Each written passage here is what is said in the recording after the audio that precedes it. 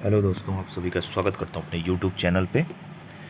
और आज हम बात करेंगे इकोनॉमिक्स के अगले सेशन में कि कुछ इकोनॉमिक्स की जो वर्ड हैं उनमें ऐसी समस्याएं या इकोनॉमिक्स की समस्याएं जिसको हम बोल सकते हैं। तो मैंने यहाँ सामने लिख दिया है कि कुछ महत्वपूर्ण आर्थिक समस्याएं जिसके बारे में आप जानते भी होंगे और शायद नहीं भी जानते होंगे, तो आज हम इस पे बारे में बात करते हैं। तो अगर मेरा ये सेशन आपको पसंद आएगा तो लाइक सब्सक्राइब शेयर करते रहिएगा। ये भी बता दूं कि ये यूपीएससी यूपीपीसीएस से लेकर आपके सभी एग्ज़ामों में काम करेगा ये वाली इकोनॉमिक्स, जो सारी इकोनॉमिक्स मैं बता रहा हूँ। क्योंकि ये सारी इकोनॉमिक्स में अपने ही नोट्स बनाता हूँ, नोट्स बनाने के बाद वीडियो बना देता हूँ और कई टीचर द्वारा कई बुक से ये सब कलेक्टेड डेटा है और ये काफ़ी लंबा सेशन चलेगा। थोड़े थोड़े करके मैं वीडियो बनाता रहूँगा। तो चलिए आज बात करते हैं। कुछ महत्वपूर्ण आर्थिक समस्याएं। Slow down. सबसे पहले आपने सुना होगा स्लो डाउन क्या होता है। बार बार आपने सुना होगा व्यापारियों द्वारा या स्टूडेंट्स द्वारा या कोई ऐसे व्यक्ति द्वारा या राजनीतिज्ञ द्वारा कि स्लो डाउन चल रहा है, स्लो डाउन हो रहा है, स्लो डाउन हो रहा है, स्लो डाउन। स्लो डाउन क्या होता है? देखिए, स्लो डाउन क्या होता है, जीडीपी के बारे में तो आपको पहले ही बता चुका हूँ कि जो जीडीपी की जो ग्रोथ होती है या वृद्धि दर होती है, जिसको ग्रोथ वृद्धि दर या समृद्धि दर कम होने लगती है, लेकिन वो सकारात्मक ही रहती है, नकारात्मक नहीं जानती। जैसे मान लो कि 100% बढ़ी है, 100% नहीं, सॉरी, मान लीजिए 5% पिछले साल बढ़ी है, तो इस साल वो 2% हो सकती है, 3% हो सकती है, लेकिन हाँ उससे नीचे नहीं है। जैसे एक बार एग्जाम्पल से देखो, उदाहरण, एक वर्ष ये हो गया, एक वर्ष ये हो गया, एक वर्ष ये हो गया। अब इसमें देखिएगा कि मान लीजिए कोई वर्ष है, उसमें ये वर्ष है, आधार वर्ष ले लिया, वर्ष दूसरे में जीडीपी बढ़ी, पिछले में 100 थी तो इसमें हो गई 105, इसमें हो गई 105, लेकिन सामने वाले में हो गई 108, सामने वाले में हो गई 108। तो इसको हम स्लो डाउन कहेंगे। स्लो डाउन इसलिए कहेंगे कि पिछले में जो जीडीपी का जो ग्रोथ रेट था वो 5% था, लेकिन वो इस बार देखा जाए तो 3% है। तो 5% से अगर 6% होती तो वो स्लो डाउन में नहीं आता, लेकिन 5% से वो 3% पे है, लेकिन फिर भी ग्रोथ है। क्योंकि यहाँ पे अगर 0% है तो यहाँ से वो 5% है, लेकिन अगले ईयर में वो क्या हो गई, 3% हो गई। तो ग्रोथ रेट पॉजिटिव में है, निगेटिव नहीं है। अब जैसे कि यहाँ पे हो, अब इससे माइनस में, निगेटिव में चला जाए, -1%, -2%, -3%, तो ये नेगेटिव होगा। लेकिन स्लो डाउन में कोई भी चीज़ नेगेटिव नहीं होती, बस उसकी गति धीमी हो जाती है, उसकी गति आधार वर्ष की अपेक्षा धीमी हो जाती है, तो स्लो डाउन बोलते हैं। एक डायग्राम से हम ले लेते हैं, डायग्राम देखिए, जीडीपी देखिए, यहाँ पे है, ये शून्य समय मान लिया, शून्य समय मैंने मान लिया, ये जीडीपी रेट हो, ये ग्रोथ रेट है, जीडीपी हो गई, ये जीडीपी हो गई, ठीक है। मान लो ये ग्रोथ रेट है, ये शून्य समय है, यहाँ पे ले लो, ठीक है।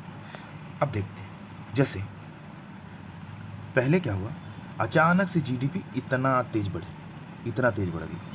अचानक से जो हमारी जीडीपी थी वो कहाँ तक पहुँच गई, यहाँ तक पहुँच गई, ठीक है। उसके बाद क्या हुआ, ये तो था इसका बेटर रेट, ये तो था इसका बेटर तरीके से बढ़ना, कि मतलब ये अचानक से इतना ऐसे बढ़ी। देखिए, सारे हटा देता हूँ एक बार, हाँ, अब देखिए, मतलब अगर डायग्राम में दिखाना है तो ये अचानक से ऐसे बढ़ी यहाँ से, लेकिन उसके बाद क्या हो रहा है, उसके बाद क्या हुआ, उसके बाद है तो पॉजिटिव में, मतलब है तो पॉजिटिव में, लेकिन उसका कर्व ये ऐसे होता जा रहा है, सीधा ऐसे ऐसे बढ़ रही, ऐसे ऐसे, मतलब ये फ्लो में नहीं बढ़ रही, अचानक से नहीं बढ़ रही है। जैसे ये अचानक से बढ़ी, उसके बाद धीरे धीरे धीरे धीरे धीरे, तो इसको बोलते हैं स्लो डाउन, इसको बोलते हैं स्लो डाउन। अर्थात यहाँ से एक बार फिर से पढ़ते हैं, जीडीपी की ग्रोथ रेट वृद्धि दर, समृद्धि दर या कम होने लगती है, हालांकि वह सकारात्मक ही रहती है। अर्थात स्लो डाउन में जीडीपी पहले की तुलना में कम वृद्धि से बढ़ता है, कम वृद्धि से बढ़ता है। ये स्लो डाउन कहलाता है। देखिए इसका कोई हिंदी नहीं होता है और हिंदी में पढ़ना भी अच्छा नहीं है, क्योंकि इकोनॉमिक्स में सारे मोस्टली फैक्ट जो होते हैं इंग्लिश में आते हैं, भले वो देवनागरी में लिखी होती है लेकिन इंग्लिश में आती है। ये था हमारा स्लो डाउन। दूसरे की बात करते हैं फिर से एक बार पॉइंट, इसमें जीडीपी हमेशा सकारात्मक होती है, नकारात्मक नहीं। ये उसी की बात हो रही है, स्लो डाउन। नेक्स्ट पॉइंट अगर लेते हैं, कॉन्ट्रैक्शन।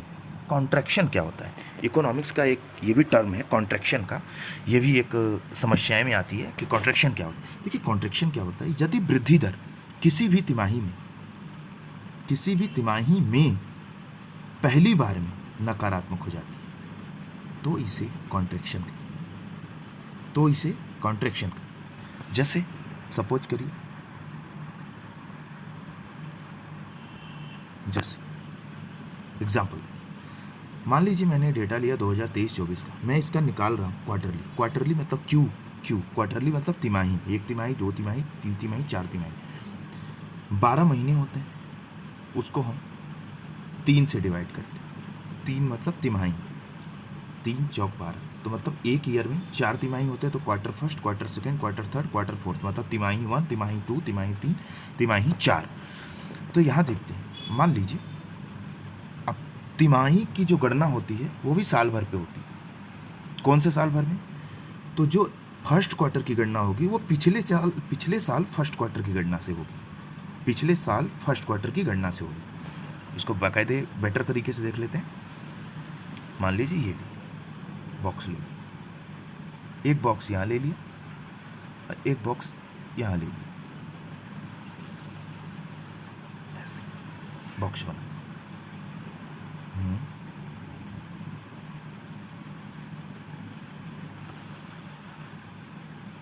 सॉरी फॉर डिले, एक बॉक्स मैंने यहाँ ले लिया, एक बॉक्स मैंने यहाँ, ठीक है। अब देखिए, मान लीजिए 2022-23 की फर्स्ट क्वार्टर में हमारी जीडीपी की ग्रोथ रेट थी 100 रुपये, लेकिन वो आके 23-24 में जब देखा तो वो 95 रुपये, मतलब 5% माइनस में थी, 5% माइनस में थी ग्रोथ रेट। तो वो क्या हो गया, वो हमारा कॉन्ट्रैक्शन कहलाएगा। मतलब पिछले तिमाही में, मतलब पिछले ईयर की जो फर्स्ट तिमाही थी और इस ईयर की फर्स्ट तिमाही में जो गणना की गई, अगर उस गणना में पिछले तिमाही के फर्स्ट तिमाही में, पिछले फर्स्ट क्वार्टर में अगर देखा जाए कि ग्रोथ रेट ज़्यादा है और इस फर्स्ट क्वार्टर में 2023-24 के फर्स्ट क्वार्टर में अगर ग्रोथ रेट कम है, उससे कम है, तो ये क्या बोली जाएगी? कॉन्ट्रैक्शन। इसी को हम क्या बोलते हैं? कॉन्ट्रैक्शन। यानी हम गणना कर रहे हैं 2023-24 के पहले क्वार्टर में, हमने क्या देखा, ये किसी भी क्वार्टर में हो सकता है, ठीक है, पहली बार किसी भी क्वार्टर में, लेकिन उसी क्वार्टर का पिछले साल की उसी क्वार्टर से गणना होगी।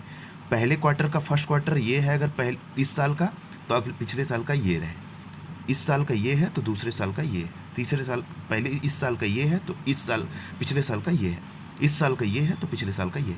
अर्थात मेरे कहने का मतलब है कि क्वार्टर फर्स्ट का अगर देखा जाए कि पिछले साल का ग्रोथ रेट 100 रुपये थी, तो 2023-24 का अगर ग्रोथ रेट देखा जाए 95, तो क्या हुआ, इसमें कह सकते हैं कि यहाँ से यहाँ का ग्रोथ रेट 5% कम है, 5% कम है। तो इसी को बोलते हैं कॉन्ट्रैक्शन। इसी को क्या बोलते हैं? कॉन्ट्रैक्शन। जहाँ की मैंने यहाँ लिखा है कि यदि वृद्धि दर की किसी भी तिमाही पहली बार में नकारात्मक हो जाती है, 4 क्वार्टर दिए हैं, किसी भी क्वार्टर में अगर नकारात्मक हो जाती है, लेकिन पिछली तिमाही से, पिछले ईयर की जो तिमाही से अगर गणना करते हैं वो नकारात्मक हो जाती है, तो इसे बोलते हैं इसे बोलते हैं कॉन्ट्रैक्शन। इसकी हिंदी उंदी नहीं होती है, सिकुड़ना ये सब कोई अच्छी भाषा नहीं है, ये इकोनॉमिक्स में लिखे भी नहीं जाते हैं, तो देवनागरी में, ठीक है। अगली बात, नेक्स्ट पॉइंट होता है मंदी। सबसे चर्चित शब्द मंदी।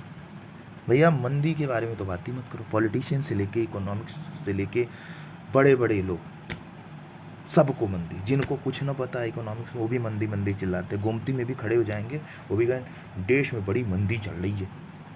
अब उनको ना पता मंदी किसे कहते हैं। देखिए मंदी किसे कहते हैं, शानदार तरीके से देखते हैं मंदी की। यदि ग्रोथ रेट लगातार, मैंने इसको जानबूझ के यहाँ नहीं लिखा था, ये मत सोचिएगा कि मुझे भूल गया था, नहीं, मैंने जानबूझ के लिखा था इसको। यदि ग्रोथ रेट लगातार कम से कम 2 तिमाही, क्वार्टरली पहले पढ़ चुका हूँ, क्वार्टर क्या होता है, तिमाही क्या होता है, कम से कम 2 तिमाही के लिए नकारात्मक बनी रहती है, उसे मंदी कहते हैं। जैसे यहीं से समझा देता हूँ, मान लीजिए 100, ये 100, 95, मान लीजिए ये भी 100 हो गए और ये 95, तो लगातार 2 तिमाही हो गई, लगातार होनी चाहिए। ऐसा नहीं कि इस तिमाही में मंदी है, इस तिमाही में अच्छी हो गई तो इस तिमाही में, मतलब सॉरी मंदी नहीं, मान लीजिए इस तिमाही में नकारात्मक है जीडीपी और इस तिमाही में प्लस में हो गई, मतलब यहाँ माइनस में चल रही है, यहाँ प्लस में हो गई, फिर यहाँ माइनस में हो गई, ये मंदी नहीं कहलाएगी। मंदी का मतलब है कि